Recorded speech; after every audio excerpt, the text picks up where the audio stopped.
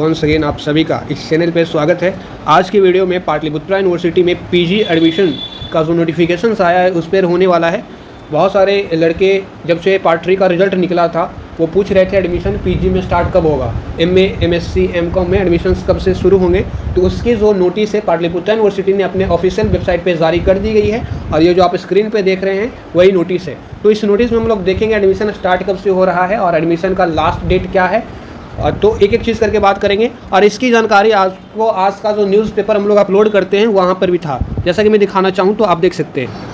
आप इस newspaper article में देखिए, पीजी के नामांकन के लिए आवेदन अगले सप्ताह से स्टार्ट हो जाएगी। तो ये जो नोटिस है ना, हम लोग डालते रहते हैं अपने टेलीग्राम ग्रुप में, जो अपडेट होता है ना आपको लेटेस्ट अपडेट मिलते रहता है। तो आप लोग टेलीग्राम ग्रुप में अभी नहीं जुड़े हैं तो जुड़ जाएं। और पाटलिपुत्रा यूनिवर्सिटी पीपीयू करेंगे तो सर्च करेंगे फिर भी टेलीग्राम पे मिल जाएगा, नहीं है तो लिंक मेरा दिया गया है डिस्क्रिप्शन में, जाओ ग्रुप का लिंक मिल जाएगा।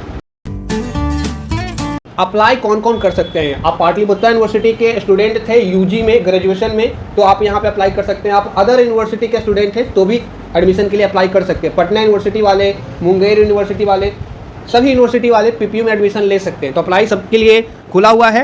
एडमिशन कब से स्टार्ट हो रहा है? एडमिशन जो है आपका 26 अगस्त 2022 से स्टार्ट हो जाएगा।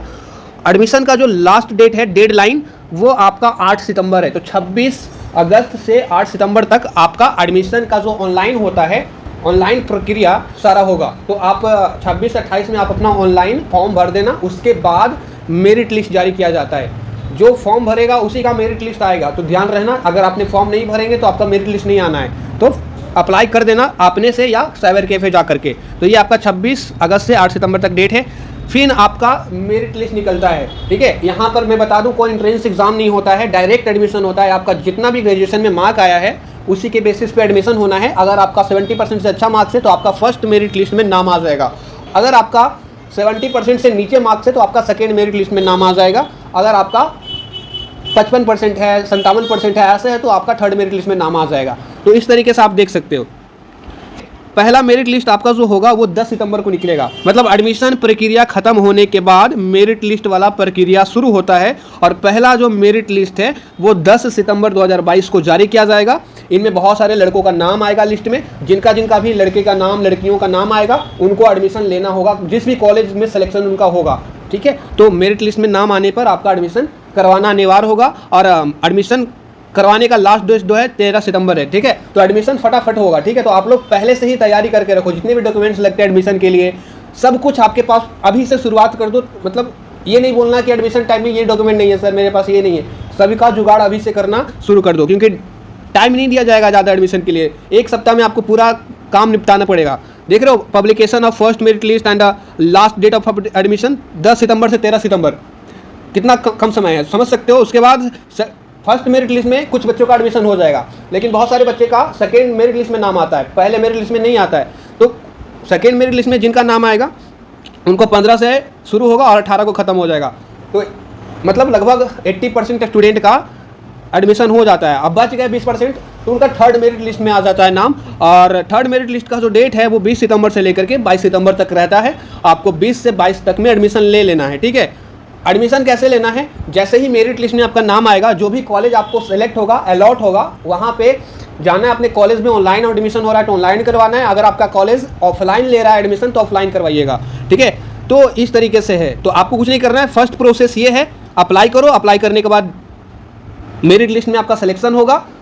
सिलेक्शन में जो भी कॉलेज मिलेगा वहाँ पर जा करके एडमिशन लेना। आपका एडमिशन सक्सेसफुली कंप्लीट हो जाएगा, ठीक है। फिर आपका जो क्लास है वो कब से स्टार्ट होना है? क्लास जो है आपका 23 सितंबर से चालू हो जाएंगे पीजी के क्लासेस, ठीक है।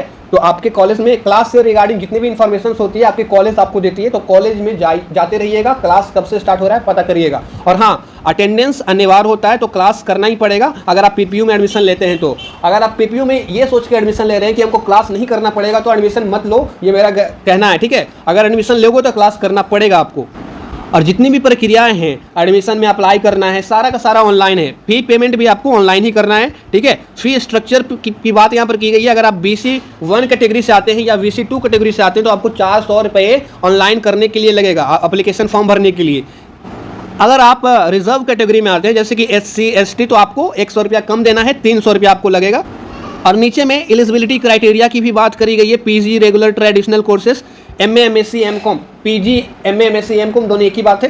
पहला और सिंपल सा एलिजिबिलिटी क्राइटेरिया ये है कि आपको ग्रेजुएशन पास होना चाहिए। अगर आप ग्रेजुएशन पास हैं तभी आप पीजी में एडमिशन ले सकते हो, एमए, एमएससी, एमकॉम कर सकते हो।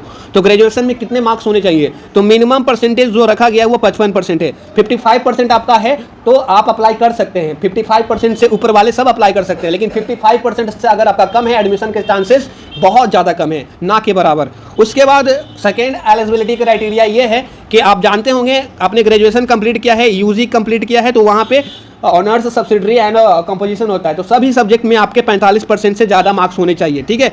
जैसे कि देखो यहाँ पर लिखा गया passed in bachelor degree with 45% marks in respective honours subject. आपका ऑनर्स सब्जेक्ट में 45% मार्क्स आपके होने जरूरी हैं। इससे कम है तो आपका एडमिशन नहीं हो सकता है। और अगर आपका ओवरऑल परसेंटेज, ओवरऑल डिग्री में जो मार्क्स आया है 55% से कम है तो भी एडमिशन होना इम्पॉसिबल है। और जितने भी रिजर्वेशन वाले लड़के हैं, ईडब्ल्यूएस जितने भी हैं, रिजर्वेशन की छूट भी मिलेगी आपको, ठीक है। सिलेक्शन क्राइटेरिया क्या है आप देख सकते हैं, मैंने ये बताया ऊपर में। आप अप्लाई करो और अगर आप अच्छे मार्क्स के होंगे तो आपका पहले मेरिट लिस्ट में नाम आ जाएगा। सबसे इंपॉर्टेंट बात ये है, आप जब अप्लाई करेंगे पीजी एडमिशन के लिए तो आप बहुत अच्छे से अप्लाई करना, बारीकी से अप्लाई करना, ताकि कोई गलती ना हो। अगर कोई भी गलती पकड़ाता है आपका, एप्लीकेशन पीपीयू रिजेक्ट कर देगा। और एलिजिबिलिटी क्राइटेरिया फॉलो कर रहे हो तभी अप्लाई करना, ऐसे कोई फायदा नहीं है, रिजेक्ट हो जाता है। तो मेरे ख्याल से इतना अच्छा से मैंने समझाया है, आपको समझ में आया। फिर भी बहुत सारे बच्चों को डाउट रहता है तो आप कमेंट करके पूछ सकते हो। एडमिशन प्रोसेस आपका जो है 26 तारीख से स्टार्ट हो रहा है, तो बी अलर्ट, ठीक है। मिलते हैं अगले वीडियो में। कुछ डाउट है तो पूछ लेना। Thank you for watching the video.